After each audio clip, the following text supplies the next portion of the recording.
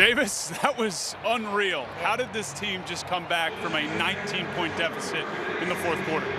I mean, it was a great team win. The guys never lost faith. Really executed today on all three phases, offense, defense, and special teams. But I mean, we went in the locker room, really knew we were still in the game, obviously going down early on. It's tough, but our guys have a great mentality to constantly attack and be aggressive. And I mean, offensive line put on some big-time drives, running the football. Running backs did a great job. I was spreading it around to the receivers, making plays, and our defense kept finding ways to get off the field and get us the ball back so we could go out there and score. I imagine it wasn't what the call was. Can you take us through what you saw in the game-winning scramble that led to the touchdown?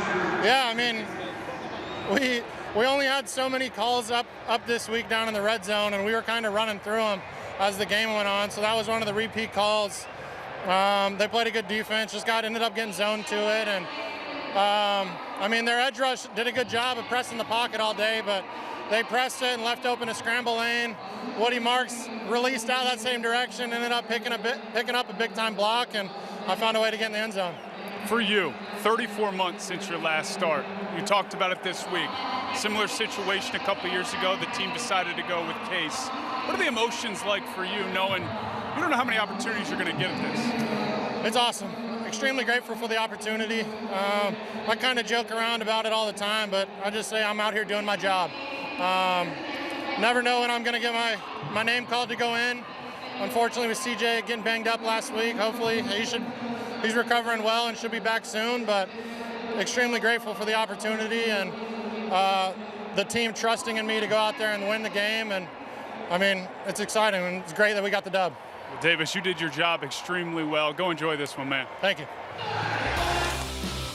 Another bonkers game in the NFL. It's just, which game is it going to be? Well, this week, Jaguars and Texans. Texans' second largest comeback in franchise history, down by as many as 19 points. They outscored Jacksonville 26-0 in the fourth quarter. All right, so Davis Mills is now 6-19-1 in his career as a starting quarterback, including 3-1 as a starter against the Jaguars. So maybe we should have all along, we should have banked on Houston to win this game because of how good Davis Mills is against the Jags. I'm telling you, you know what? This honestly and frankly, Davis Mills is a fun story. He's a guy who the Texans have believed in. They've given him 2 contract extensions so far, so they love that he's their backup quarterback. This is far, far more about the Jacksonville Jaguars and how they were incapable of closing out this game. We've seen this season so many wild and crazy comebacks in the fourth quarter, but this one really, truly felt like it was over because the Jaguars offense had broken through against that vaunted Houston Texans defense. They had figured him out.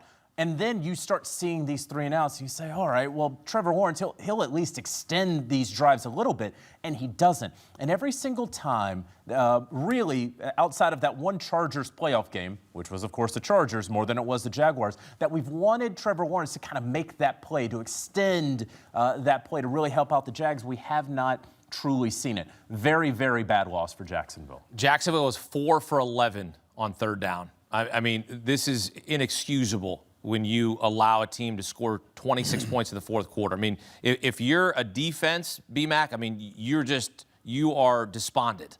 Yeah, let's keep it real now, right? It's time to say the quiet part out loud. The Jacksonville Jaguars, they're not a playoff caliber team. They're not a playoff caliber team. I don't foresee them getting to the playoffs. There's a lot of Oh, you don't even think they're going to get in? I don't think they're going to get in. They're just an in-the-way team. Okay. They're like that speed bump in residential areas. You see it, but you know you're going to go over them because of what you just talked about. The defense. They can't finish ball games. Remember, they barely beat who last week? The Raiders. It took an overtime opportunity. The Raiders went for 2.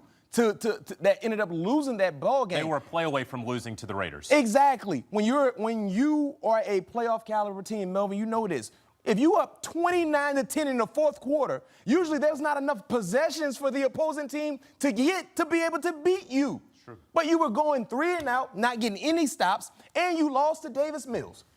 One thing to lose to I told you, CJ Stroud. he's 3-1 against him. No knock on Davis Mills. Well, He's a serviceable quarterback. You can't say no disrespect. No. But if you're the Jacksonville Jaguars fan base and you're telling me we lost, he had a 19-point lead and we lost to CJ Stroud, that might be a little more easier to digest. But then when you say it was Davis Mills who outplayed your franchise quarterback, and that's the last thing I'll say about Jacksonville and why I don't believe they're a playoff caliber team. What is going on with Trevor Lawrence? The case study needs to be done about Trevor Lawrence and his ability to excel under Lem Cohen. What did Lem Cohen do with Baker Mayfield last year? I mean, made sweet tea with no sugar. Yep. Right? And that sweet tea tastes really, really good.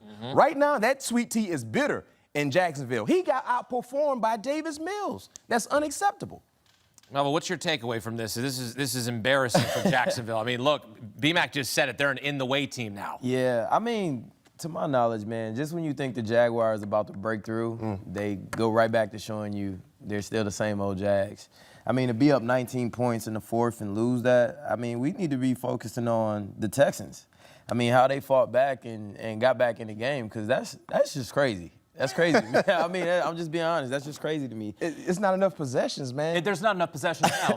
We do have to say that Trevor Lawrence was down Brian Thomas Jr. and was down Travis Hunter. No, who we're not gonna do seemed that. to be Nah, we hitting can't his do that. stride. No, hold on, JJ. I'm trying to be fair here. Real quick, when we talked about Drake May and what he's done, the first thing I said about Drake May and really, really good quarterbacks, their ability to make the players around them look really, really good. We look at who Drake May is throwing the football to outside of Stephon Diggs. You don't have any of those names on your Bengal card, right? But they're really excelling because of the quarterback play. So when you're Trevor Lawrence, when you're getting $50+ million per year, whoever is in uniform at the pass catching position, it's your job to make them look really, really good. Jaden Daniels did that last year with the Commanders. None of those wide receivers or pass catchers outside of Zach Ertz was on your bingo card. And I'm just utilizing bingo as the example because I love playing bingo with the old folks. It's a good game. It's a great game. Go Fish. That's what I would say to the Jaguars. Go Fish. Third loss in their last 4 games after starting the season 4-1. And you take a look at their schedule coming up. All right, BMAC says they're not a playoff team. I don't think so. I mean, a lot can happen. I know but listen. If I'm not mistaken, Look at the rest of the way. is that a division game as well? Whew. Yeah, that was a division game today, That's Melvin. that's gonna hurt. That feels like 2 losses. That's gonna hurt. That feels like 2. Gonna have some explaining to do. They get outscored 26-0 They got the coach twice. in the fourth quarter. It'll be tough for them. They gonna wish they Still ahead here on CBS Sports HQ. The Bears rally back at home against the Giants. We'll break that down next. You're watching CBS Sports HQ, presented by Trimfaya.